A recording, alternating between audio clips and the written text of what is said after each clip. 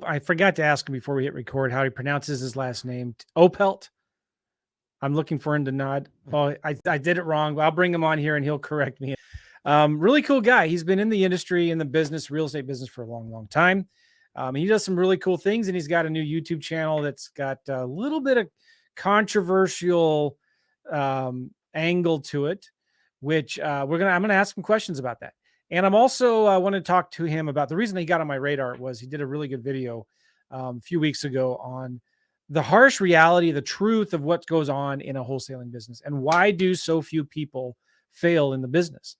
And this is something I've talked about for a long, long time. Why do so many people fail in the business? It's a frustrating thing.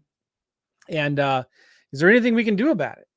I don't know, right? But we're going to be talking about that. And we're also going to be talking about some of the content that Tim has been producing on his channel and how you can get some value from it. So as I'm recording this right now, we're live in YouTube and Facebook, LinkedIn and Twitter. Soon, Rumble. I want to get this on Rumble somehow, but I want you to please type in your questions and any chat that you have in the comments, whether you're watching, whatever platform you're watching on, and I can bring those comments up here. I want you to tell us where you're from. We have people from all over the world listening to my podcast, watching my shows. So I'd really appreciate you letting me know where you are from in the world. Just say hi. Just say hi. All right. Real quick, if you want more information about how I flip vacant land, you can get my contract for my vacant land deals for free at simplelandcontract.com. So go check that out if you want. Simplelandcontract.com. After you opt in to get that free contract, you'll be invited to a webinar that I do that teaches you how to flip land deals. After you watch that webinar, you'll be invited to invest in my course, which I do 100% business completion challenge refund. So once you complete the program, I give you your money back. I've refunded over $250,000 in the last few years of people who have completed my programs. Why do I do that? It's real simple. I got a couple reasons, 3 reasons. Number one, I look at this as like an investment in my most important assets, you guys, my customers. And if you do deals, if you take action, I know you're going to be a raving fan. You might sign up for coaching. You might sign up for some software that I might recommend in the future or whatever. So I get great testimonials. And I love to reward people who take action. I love to reward people who take action. The other reason I do it is a lot of you guys bring me deals. And I know if I can push you over the edge, and we're going to be talking about this a little bit, like why do so few people actually take action on this stuff? If I can help you in whatever way I can to go take steps to do the marketing, to make offers, some of you are going to have success. Some of you are going to do deals. And then you can partner with me on deals. Maybe bring me some deals. I might buy them. I might partner with you on them. I might lend money on the deals. That's really one of the ultimate goals I have in selling courses and stuff is I can partner with students on deals. Not always, but sometimes. Okay. And the other reason I do it is it's just fun. My goal is to refund at least I want to refund $1 million in course completion challenge refunds. So I'm putting my money where my mouth is, right? That's how much I believe in this process. And my philosophy is simple. If I can't make you money, then I don't deserve yours. So I'm putting my money where my mouth is. And I'm saying, listen, just put this to work and try it.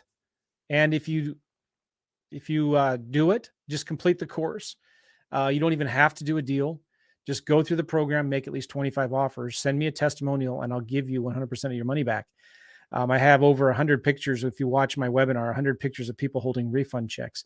So it's a lot of fun. I enjoy doing it. It's a way to give back, but it's also a way to do more deals.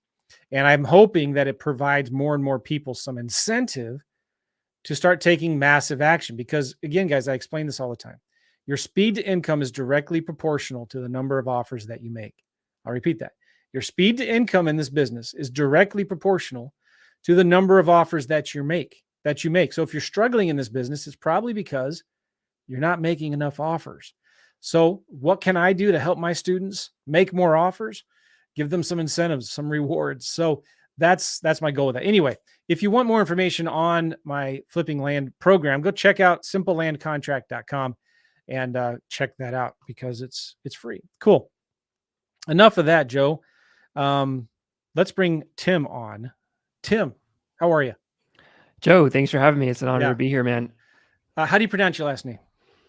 So you didn't get it wrong. You said Oppelt, but the reason I kind of made a face in the background is I actually thought it was pronounced Opelt for the longest time, but I found out in the last few years it's actually Oppelt. It's German. Oppelt. So I've been pronouncing my name wrong as well. But Tim No way. Oppelt, yeah.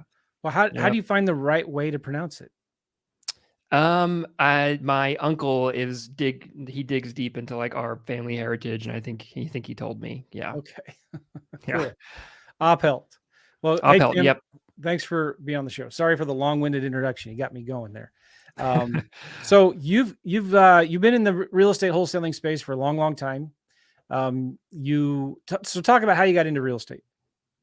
Yeah, I read Rich Dad Poor. So okay, to actually get started, I watched Oprah, and I saw Will Smith on Oprah, and Will Smith mentioned the book Rich Dad Poor Dad, and I'm a big Will Smith fan. I made a video about him. I've always been following No him. way. Yep. And so literally, it was Oprah. He mentioned the book that he was reading with his son. So I went and read Rich Dad Poor Dad, and I didn't have a lot of money growing up, and I wanted to be like, making money was a big motivator in my life, kind of early on. So I read the book, as many of us did, got started in real What year estate was because of that? that book. I probably read the book in 2011. I think, yeah, I was in college, college still. Yeah. So, yeah, I'm 32 now. I just had my birthday. Yeah. So anyway, I read the Rich Dad Poor Dad book, got into real estate, and then I joined, went to the local RIA. I lived in New Jersey at the time, and I spammed everybody in the RIA. I was like, "Hey, young guy, trying to get in the business. I'll work for free. Teach me the business."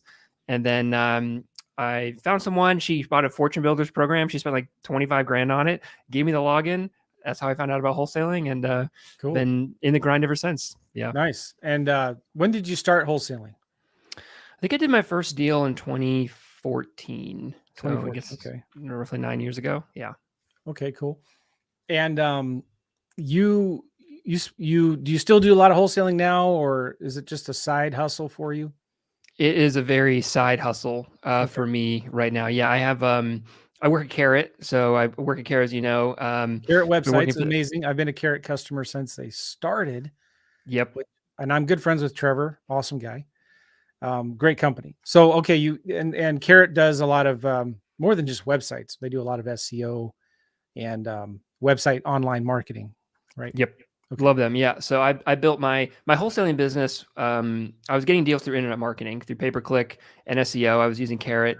I ended up going out to, meet the headquarters, meet Trevor. And then I ended up, getting a job with them, work for them. And then I started a marketing agency on the side. So I've been slowly transitioning to being an internet marketing guy versus a wholesaling guy. I enjoy it more. I think it's a bit of a better business model for me too. And so I still do deals. My market's in Delaware, but I have a partner who really handles most of the stuff. So Cool. All right. So then you also do some other things. So what do you work for Carrot? Do you have an agency that does PPC or? Yeah, exactly. Yeah, it's called Wholesaling PPC. We just do Google Ads. I try to do one thing really well, and that's the only thing we do. So just for real estate investors, literally the system I use in my own business, we just can scale it to any market in the country. So Cool. Yeah. And you do some YouTube videos now. Yeah. Started doing YouTube videos last year. Yep. They're really good quality. Really good Thank quality you. video. I can tell you put a lot of work into those videos. So you did a video a few weeks ago, maybe a few months ago, where you interviewed somebody and you talked about kind of the theme of it was the harsh truth of wholesaling. What really goes on? Why do so few people succeed in wholesaling? Talk about that interview you did with I forget that gentleman's name. Was it Tag? Tag, yes. And I think I had him on my podcast. This was a guy a few years ago who was on everybody's podcasts doing a lot of deals, but he got kind of disillusioned and frustrated with wholesaling. Talk about that. Yeah. Anyway, okay. So that video basically, I was friends with Tag on Facebook, Tag Thompson. He posted this kind of very low quality Facebook video. It was like a minute long. He was like, I did this kind of informal research study where I, looked at all these podcast guests on like the big, Wholesaling Inc. and places like that. And, found out that, 97% of them like aren't even, I think it was 97% never went full time. And then 70% quit the business entirely. And I just thought that was such a crazy point to make. And so, I didn't get any traction on his Facebook. And I was like, why does no one care about this? So I just kept it in my back pocket. And then when I started doing YouTube, I reached out to them. I was like, hey, like, I kind of want to expand on this idea a little bit. And I can go into why I even cared in the first place. I'm happy to do that, but that's kind of where it came from. And then he agreed to chat with me. And then we had a podcast, and that's how the video came about. So people want to go look it up. They can find your channel. Just go to YouTube, do a search for Tim Yep. Oppelt. Yep. Oppelt. Got it. Got some good videos there. Rocking the boat a little bit. It's a little controversial, but I think the message is really, really good inside those videos. Let's talk about wholesaling, because you've done some deals before, and let's be honest, it's not as easy as everybody makes it sound, is it? No, it's not. So why not? That is a good question. I'll tell you my experience with it. So, back maybe 6-7 years ago. So I was wholesaling, full time for a couple of years at that point. And, I got, it was struggling. Like, I was doing some deals, it was 15 to 20 a year, making, netting an average full-time salary. I wasn't killing it. But I was probably netting, 60 to 80 grand a year. Let's talk about net. Okay. This has annoyed me forever and ever. You see some guy flashing a check of a deal that they just did, right? What they don't talk about is all of the marketing expense that went into that deal, right? A lot of times that check it's just like realtors. They say we did $50 million in sales. That just means they sold $50 million worth of houses, right? Could be one house. And it could be one house, right? Their commissions were a lot smaller. But what you see on Instagram and Facebook and YouTube and all this stuff with these big checks, a lot of times it's just the sale, the proceeds from the sale. And they're not factoring in how much marketing they put into the deal, what percent did they pay their sales guys, their disposition guys, the realtors, the marketing, the cost of the money that they financed and all of that. And if you were to look really, really deeply at the net of these wholesaling deals, they're a lot smaller than these big checks that you're seeing. Would you agree to that? I would. Yes. Yeah. Because one of the things you talked about in the video I thought was really, really good was you've got to factor in the cost of doing business. It's the cost of goods sold, right? It's how much marketing you have to do to put into this business, and how much time you have to put in as well. Would you agree? Yeah, I think that, like, the disconnect for me is, so when I was wholesaling for a few years and struggling, feeling like I'm making a living, but it's not a great living considering all this freaking stress we have in the business. It's a very stressful business. Yeah. So I'm like, why don't I just go get a job and make the same amount of money and not have to deal with all this BS? And at the same time, I'm going on Facebook, I'm going on YouTube, and I'm seeing all these guys posting like how I did 100K this month. And I'm like, what makes why am I so inadequate? And and really the emotional motivation for me was like, I got pretty depressed, and I'm like, I kind of already hard on myself. It's kind of my personality, but I compared myself to this, the internet. And I think this is a social media problem in general, not just our industry, but I think it's just like the context isn't there. And when people are netting, less than what people are showing, they feel bad about themselves. And I think that shouldn't be. So basically my channel, yes, maybe it's a bit controversial, but the underlying motivation is I want to help people feel better with their emotions and not feel so ashamed. And I try to be completely transparent. And I'll say another thing, Joe, is another issue with that is there's, I think, a lack of information that people need in order to get to the next level in wholesaling. For the people that are netting 100K a month, I work with investors who are doing $1 million a year in net. There are people crushing it. But like, I think unless you're completely transparent with what their profit margins are, what your expenses are, what an actual, balance sheet, P&L looks like, it's going to be hard for people to learn and grow. And that's what I'm trying to do, is just be completely honest. If I had the information, if I had people share their financials, share their profit margins, and really go into like business building skills in wholesaling, I think I would have done better off and not have felt so terrible. That's really good, Tim. And I've talked about it on my channel before. I was faced with over the few years, it's easy to make a lot of money in a certain sense. It's hard to keep it. And it's hard to, there's so many entrepreneurs right now, investors and wholesalers that aren't paying their taxes. Right. And, and I was faced with a $520,000 tax bill, and I paid it off 3-4 years ago. But, and I talked about this before in my podcast many times. It's frustrating. It's embarrassing. And it's the things that people don't talk about. You make a lot of money, but you don't understand the numbers. And I've seen so many investors struggle with this that are really successful from the outside appearance. But it is a business. And if you want to run, if you don't know your numbers, you don't have a real business. So I say this all the time to people, like, you've got to know your numbers. You've got to know the P&L of each of your businesses, the profit and loss, right? And they're so important for people to read the book Profit First.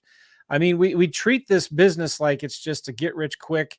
It's easy. Anybody can do it. In a certain sense, that is, right? Anybody can do it. It is get rich kind of quick because it's better than buying a Subway franchise. It's better than flipping hamburgers. But there is a lot that goes into it. There's a lot of overhead. There's salaries, there's taxes, and there's marketing, there's the time, there's the stress. It's not for everybody. I think it's important that we're talking about this. I think this is a really, really, really important topic. Whether you're doing houses or land, it's true across small business entrepreneurship. It's only a small percentage of people that survive. It's only a small percentage of people that have what it takes to be successful in this business and to make a lot of money in it. Yeah. What are your thoughts on that? I think it comes down to market dynamics a bit. And what I mean by that is, I think if you think about the context of all the content about wholesaling that goes out there, all the gurus, I mean, Dean Graziosi, all the big ones, you're putting out content, everybody puts out content. I mean, there's probably 10 videos a day about how to get rich wholesaling that come out on YouTube. And there's so much content, and it is great. I mean, there's a lot of case studies out there of all these young guys making a ton of money. And I think the content attracts a certain type of personality. Like you're saying, get rich quick. People who want to get rich quick, like that's kind of the packaging of wholesaling in the climate today. And, I understand why, like it's, how people sell courses and whatnot. But I think because, so when I mean market dynamics, it's the content we have, and it's the people that are attracted to that content, and those personalities and those skill sets. People maybe don't have money for a reason because they don't have a ton of business skills in the first place. It's the people who want to get rich quick, who don't have any business skills, try to get into wholesaling. And then because wholesaling, while actually does require business skills and isn't easy, that's why there's such a high failure rate. So it's the content, people attracted by the current content, and then the actual reality of how challenging it is. It's a weird dichotomy, right? Because I remember the first deal I did. Looking back, it was hard, but it was actually really easy. I sent out some postcards, right? Yeah. I took some phone calls. I made some offers. I didn't know this particular deal. I had no idea what it was worth. I pulled a number out of this is my first wholesale deal back in 08, 07. And I never went to go see the property. I pulled a number out of and I made an offer to the lady. She said, yeah, stuck a sign in the yard. And I sold it for $15,000 more. Like the next day, I sold it very fast. So that is kind of easy. But I think what's not being talked about is all the work you got to put in there to get there. It's like, let's say it's 1 out of every 30 offers that you make that gets accepted. Some people are going to get a deal in their first 5 offers, right? And they're going to think, oh man, this is easy. But over time, as you treat it like a business, you're going to have good months. You're going to have bad months. You're going to have some months where it's 1 out of 60 offers that get accepted. Some months where it's 1 out of 5 offers that get accepted. And so when you average it all out over time, it is kind of easy. But what people forget or maybe don't talk about is the work you got to put in to get to the easy. Does that make sense? Yeah. What I'm curious, what did you do before wholesaling? 2001, 2, 3, and 4. I was a professional student. Like I bought course after course after course. Now I was doing some subject twos. I did have some buy and holds, but I was putting all my money into bad deals. Really, I was buying properties at like 90 cents on the dollar because I thought properties always go up, values Yeah. always go up. I wasn't calculating cash flow properly on my buy and holds and my subject twos. So I wasn't factoring in money setting aside for vacancies and maintenance and repairs and unexpected things in the future. So Right. when the market crashed and corrected, the little bit of cash flow I had quickly disappeared. I had some vacancies and had repairs and all of that. So I knew I had to learn wholesaling. So for a couple years, 2 or 3 years, I bought tons of courses, books, went to boot camps, signed up for coaching programs that didn't work. The problem was not the courses. The problem was me. I wasn't putting in the work for it. Kept on looking for another magic bullet, another little secret that maybe another course would have. Finally, I bought Chris Chico's course. I don't know if you know Chris Chico. At the time, he had a course called Absentee Owner Profits. And I didn't like the course. I thought it was stupid. I thought it was dumb, too simple. I could get all this stuff for free. And this was in 2007 and 8, where even, we didn't have YouTube back then, but we had forums, we had books, and you could still find. Yeah. So, flippinghomes.com was a big forum community back then before Bigger Pockets. And I thought, well, you can get all this stuff for free. And even back then I was thinking these lists are too competitive. It's too easy, too hard. I mean, not, you're right. It can't be that easy. Oh, it's actually really hard. I was speaking out both sides of my mouth, whatever that means. So anyway, I finally bought one more course. I said, I'm just going to do what this guy says to do. And I'm not going to change anything. I didn't like his list because I thought everybody was mailing to the same list. I thought postcards were dumb. I thought his postcard was ugly and unprofessional. And I thought his script and his contract were not good because obviously I knew better. I'd bought all of these courses, and I so finally, but my back was against the wall. I was hemorrhaging cash. And I said, I'm just going to do what this guy says. I'm not going to change anything. I'm not going to question anything. And I took it seriously for really the first time. Started doing a lot of direct mail, not a lot. I mean, maybe 1,000 postcards a month. And I started answering the phones. I didn't like talking to sellers, but I did it anyway. I didn't like making offers to every lead that came in, but I did it anyway. I used Chris's script. I used his contracts, and then it worked. But then it dawned on me like, holy crap, I'm that guy now with a check. Like, cause I used to watch the gurus when they did their presentations and they kept on showing tons of people with checks. Right. And I thought that was all BS and it was fake. But all of a sudden I had one of them and I was so excited. Like, I can't believe this is actually me. And I remember at that time thinking, thank God for the Carlton Sheets who taught the Lou Browns, who taught the Ron LeGrands, who taught all these other, you go through these gurus who eventually taught Chris Chico, who then taught me, and I bought his course. And something in me triggered, like, I want to help people like that as well. But there's also the dark side. So I'm kind of touching different subjects here. I realized I can make money in real estate, but I got to work at it. And I bought courses in the past and didn't have success with them, but it wasn't their fault. It was mine. I wasn't doing what they taught me to do. So anyway, I'm the one interviewing you, and I'm doing most of the talking. No. It's I love it, and I agree with everything you're saying. I think that wholesaling is great. I'm not anti-wholesaling by any means. Like, wholesaling allowed me to make money and work for myself, and it's given me everything I have today, and I'm very grateful for it. I would argue it seems like the people who start off wholesaling and are killing it right away already have some business sense and some business skills. And that's why I asked you what you did beforehand. And not surprising, you did own property. Maybe, you took too many courses and whatnot, but you weren't like a 20-year-old with literally no skills or know nothing about business. Like, you had some skills. And I see people, and I'm, you mentioned, like, I kind of do these Guru Exposed videos, and I am learning about, Jerry Norton and Max Maxwell and Dean Grazius and all these other people. And so, for instance, like Tom Kroll founded Wholesaling Inc. And, when I was watching him coming up and doing all these like Periscopes and YouTube and stuff back when Periscope was a thing, and he was like, oh, my first year I did like 100 deals. And I'm like, how is this possible? How did this guy do it?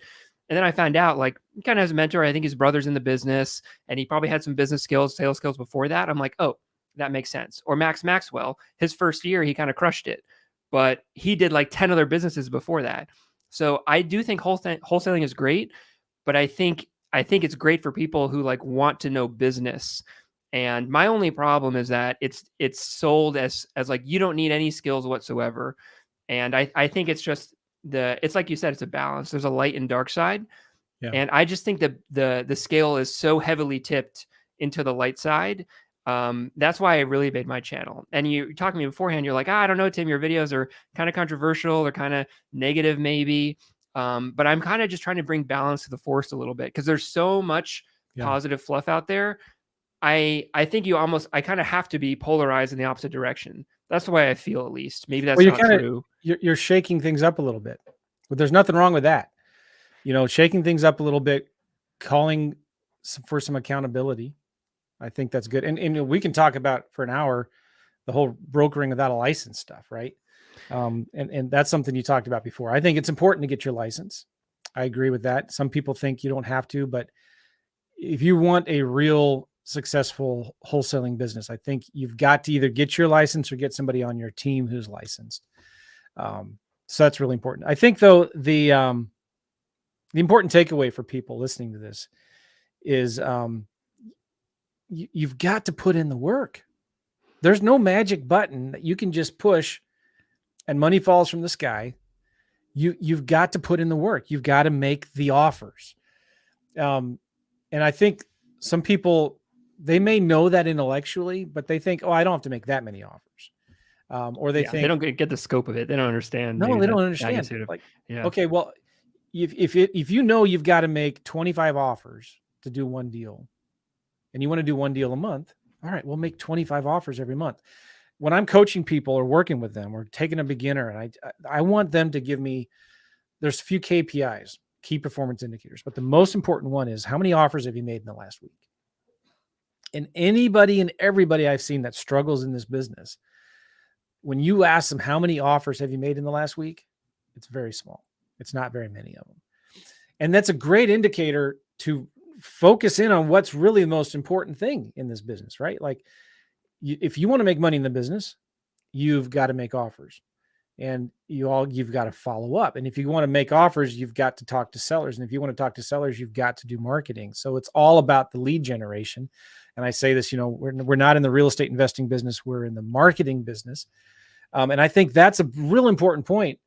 If you want to succeed in any business, especially wholesaling, you've got to be a master of marketing. You've got to be really good at lead generation, right? Right. Yeah.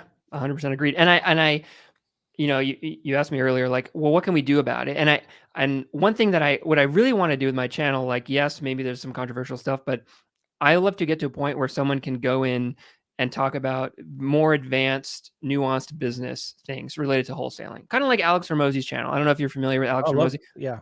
He goes pretty deep into business, and I appreciate that. And if we had something like that for wholesaling, like, I think this would be great for even your channel, or I wish other people would do it, is like, bring somebody on who's been wholesaling for a year, who's done some deals, who maybe doesn't like have his, crap together really.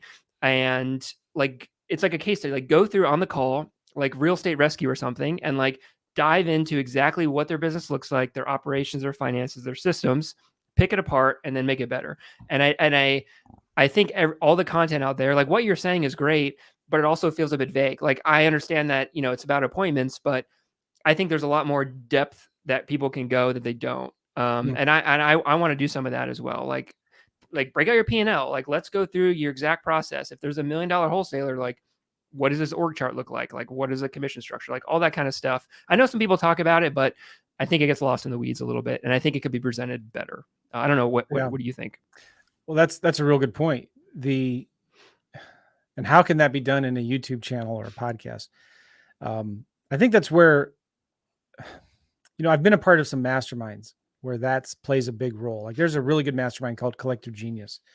And there's some high level players in there that aren't worried about, they don't want to create a coaching program or be famous on Instagram. They just want to do a lot of deals. And they do a lot of rehabbing and fix and flipping. And I was part of that for a long time. the the focus though on all of that is you've got to know your numbers. But real estate rescue, I like the sound of that. That's pretty cool. I have done some. At the same time, I think we complicate it too much, right? Like wholesaling is simple, but wholesalers are complicated. It's you mentioned Tom Kroll. One of the things he talked about, and it was controversial the way he would pitch it. He would say, "Listen, I don't know anything about real estate. I'm just like a how did he phrase it? Pawn shop. I'm just like a pawn shop or something, right?" And really, that's kind of now that can make some waves and make people mad and all that.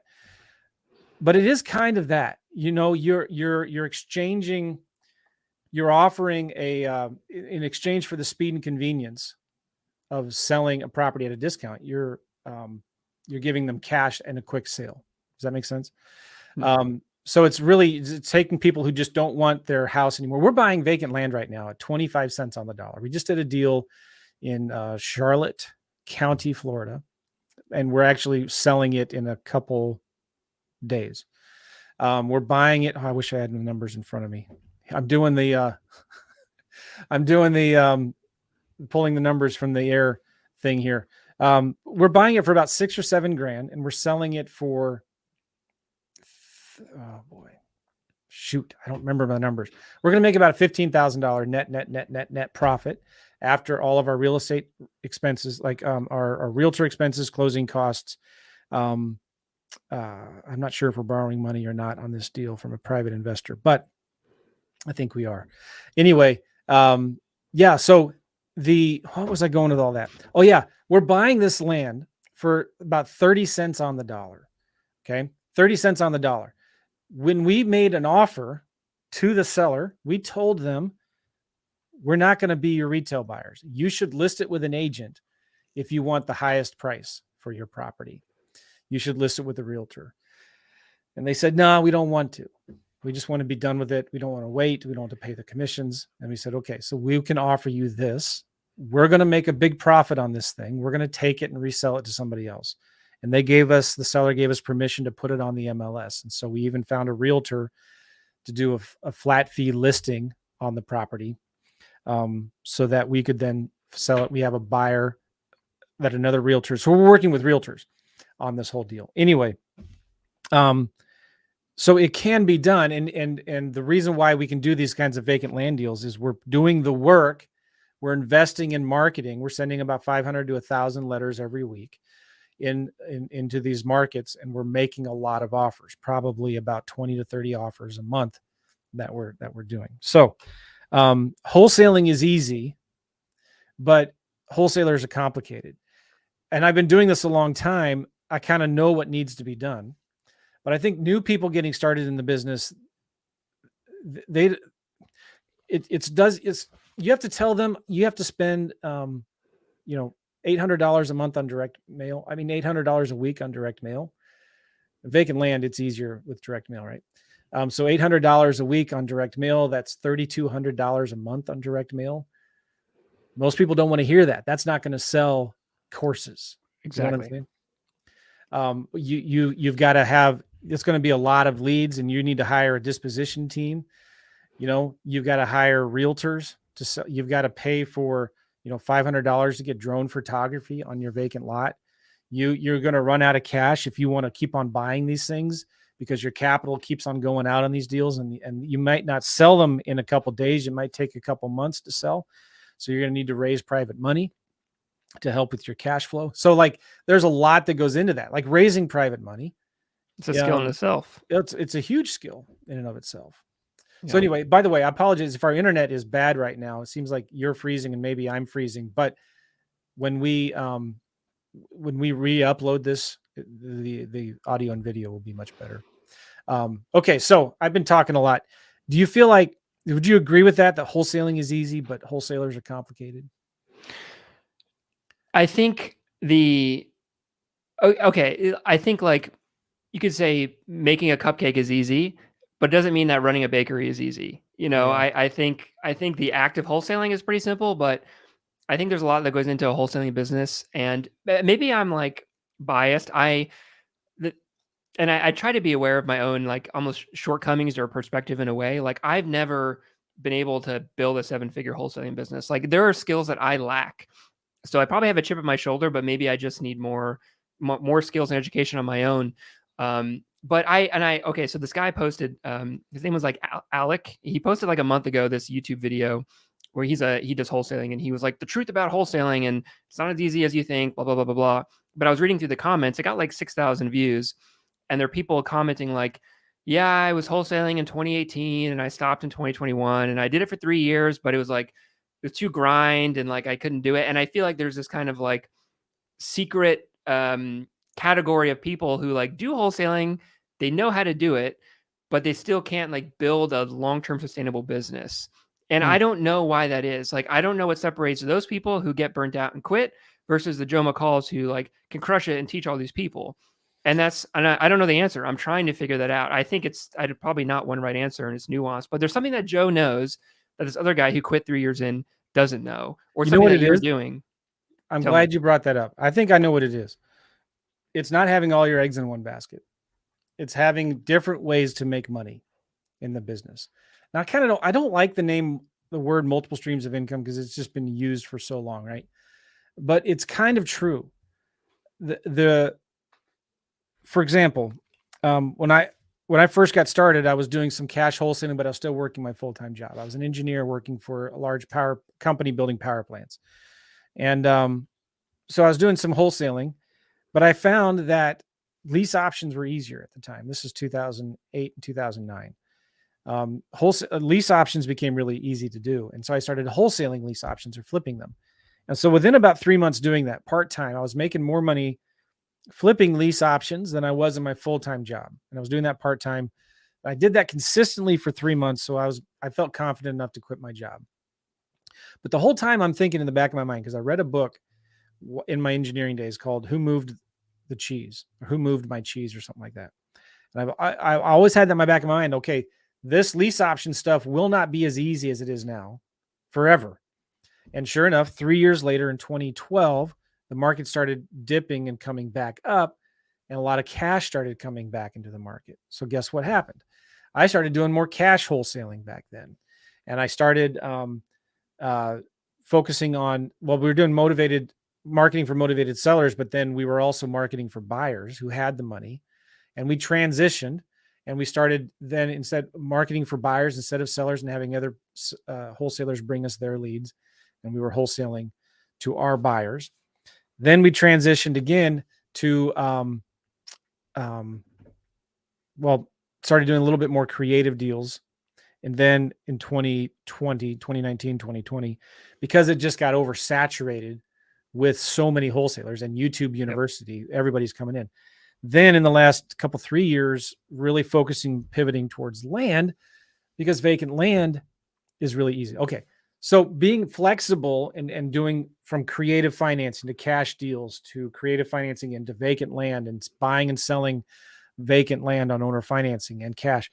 But also I started my podcast in 2011 because I wanted, if times got hard, I didn't want to rely on just on a real estate deal and one strategy in real estate, right? I started getting invited to go speak at different boot camps. And I started selling coaching, like just at the time, $3,000 or something like that. And started selling software and done for you marketing services. And so ever since then, I've had different irons in the fire, almost as it were. When real estate is going really well, maybe something else isn't. When selling courses is going really well, maybe I'm not putting as much interest or focus into my real estate deals. But having the mindset, I think, is important for people to look at. What are the different ways I can make money in this business? How can I? It's like the gold rush. You had the people going out and finding the gold, doing the digging for the gold, but also the people selling the shovels and the equipment and the tools for that, right? Right. Let me ask you something, Tim. Tell me what you think about this. Robert Allen is famous for his Nothing Down. I have a book right over there. I should pull it up. It says Nothing Down, updated and completely revised for the 80s. This is a book that he wrote. I've read the book. Yeah. Yeah, it's a really good book. Like 90% of that stuff is still applicable for today. He said one time, I've made my millions doing real estate. I've made my hundreds of millions teaching people how to do real estate. And I've wrestled with that. Like, is that okay? I don't know the answer to that. I don't know if I know the answer to that. I know that he's had a huge impact and made a difference in a ton of people's lives. But there's also some controversy about him and what he has sold in the past. And is he still doing real estate deals? Is it okay for somebody to teach real estate if they're not still doing deals? I don't know. What is your thought on that? I think selling shovels is a better business model than trying to find gold, and I think that's kind of the way it is. I don't blame him. Like, I'm doing the same thing. Like, I literally pivoted to a marketing agency. So I'm not selling a coaching program. I mean, I actually have a PPC course, but it's a better business model for me to run a marketing agency than it is for me to be a wholesaler. And I enjoy it more. And but you also still keep a little bit of the toes in the water on doing wholesaling deals. That's true. That's true. Yes. Yeah. You're not just 100% doing your PPC agency. You still kind of. You're right. I'm not trying to like, honestly, I'm not. I waver back and forth with how much focus I want to put on my wholesaling business. To be honest, one of the reasons why I do it is so that I can say I keep doing it. I still do it. I think for my agency, like, it makes me a better agency owner if I understand my clients. And I think best way I can understand them is I literally do it for myself too.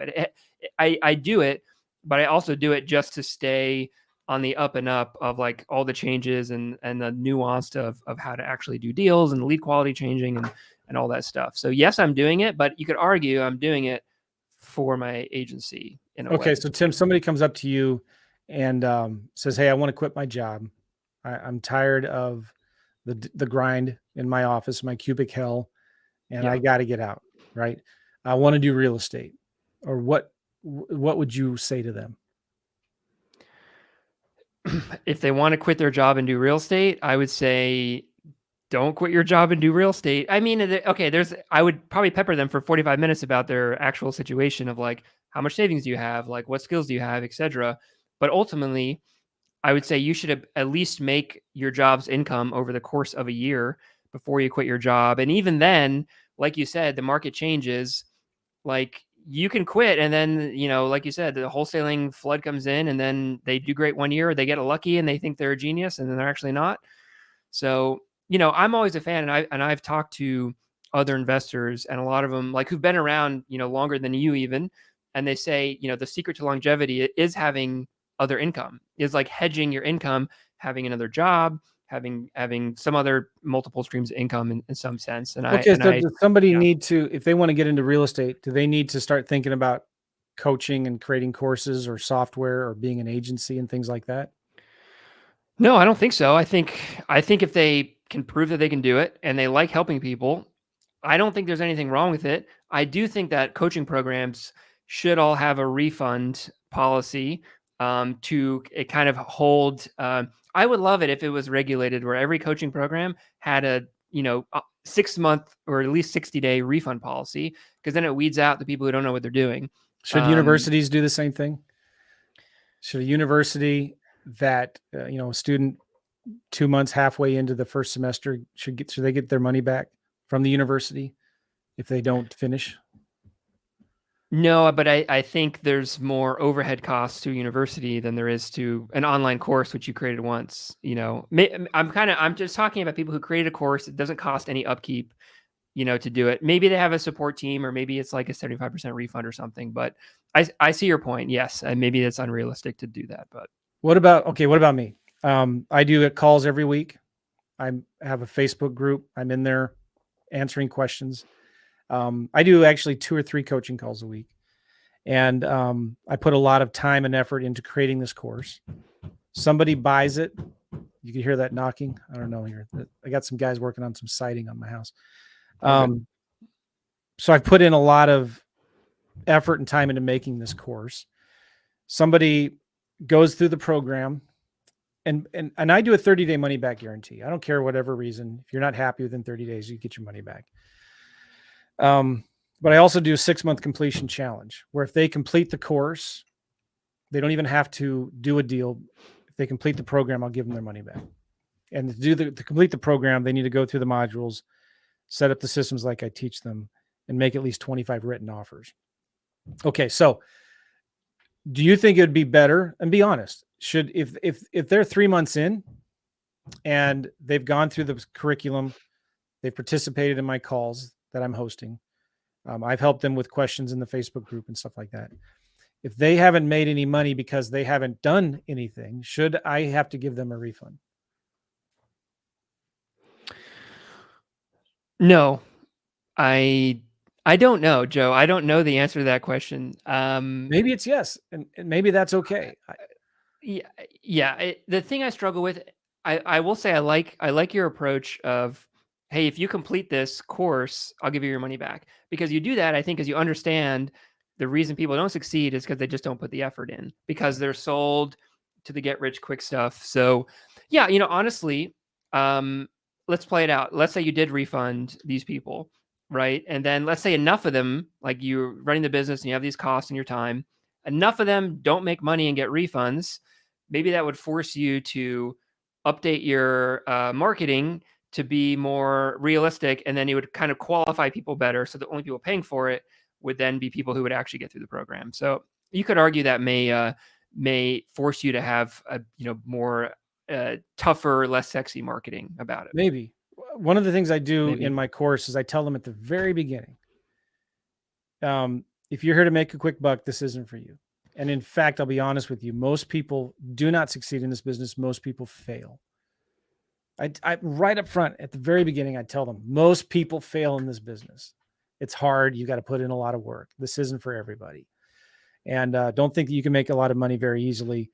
And I even took all of my student testimonials out of my pitch, my sales pitch in my webinar, just for various reasons. I don't want to make it sound like this is typical. And I'm right up front in their face. This is hard. You've got to put in a lot of work. So I still get refund requests and I give them because I just don't want the negative press. Yeah. And I want to have a good reputation. And that's very important. Like if you go to joemccall.com and click on the reviews button, I'm updating my website right now, but you'll see all of my testimonials there. It's really, really important that I have a good reputation. I want people to feel like they've been treated fairly and not taken advantage of. So if anybody ever feels like they've been taken advantage of, I will give them their money back. I just don't want the bad. It doesn't make sense to do it because then the people are the loudest, right? And they're gonna, I think what you're doing is great. I think the incentive program you have to people to complete the course is a really good idea. I think 30-day money back guarantee is okay. I think it could be 60 or 90 days. I think I don't know. I haven't done the research, to be honest. I don't know how long it takes someone to realize this program was fluffed up in the marketing or wasn't. Maybe it's a month, maybe it's 2. I don't know. I think the longer the better, personally. So I can't tell you if it's 90 or 30 days, but I think you're definitely one of the better ones for sure. What if I did a year? We could talk about this forever. There's a lot of ways we can go with this, and we should probably continue this because there's a lot more questions I wanted to ask you, Tim. But it's a fascinating subject to think about, right? I really there's a lot of there's a lot of bad apples out there, right? And there's a lot of good apples too. And you can't throw out all the gurus, or you can't throw out wholesaling just because it is hard and it's not as easy, because I could, if I had to choose just one business to focus on and do nothing else, and I would be okay with any of the 3 or 4 businesses that I have, right? I would be okay with if I had to only do real estate, I know I could make enough money to support my family and live very comfortably. If I had to just do the podcast and YouTube, the publishing stuff, I know I could do well with that. If I had to just do marketing services or the agency work or selling the software and things like that. So I think it's important for people to kind of wrap this all up. I think it's important for people to think about diversifying and into different strategies in real estate.